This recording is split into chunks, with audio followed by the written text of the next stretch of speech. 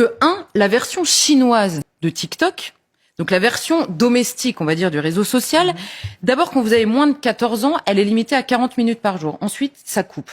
Par ailleurs, le réseau est inaccessible entre 22h et 6h du matin.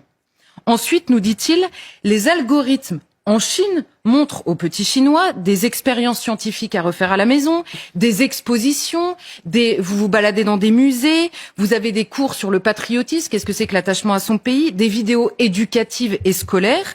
Et ailleurs dans le monde, c'est pas du tout les mêmes algorithmes qui jouent.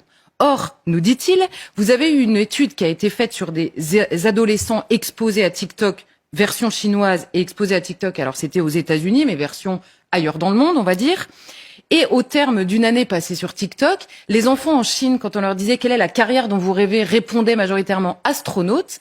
Et aux États-Unis, ils répondaient quoi? Influenceurs sur les réseaux sociaux. Et donc cet homme nous dit, imaginez les deux sociétés que vous préparez avec ces différents algorithmes qui jouent sur la mentalité des enfants. Et quand la question avait été posée à un officier chinois de dire pourquoi est-ce que vous limitez en Chine l'accès pour les mineurs à ce réseau social, il avait tout simplement répondu, ouvrez les guillemets, ces enfants sont l'avenir de la nation.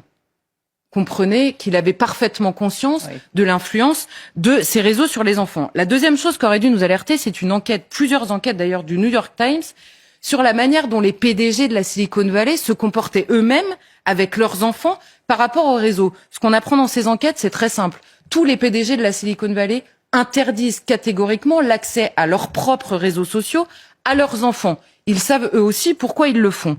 Et la troisième chose, même la Commission européenne a demandé récemment à ses salariés de supprimer carrément l'application TikTok, sans doute pas parce qu'elle apporte des bénéfices.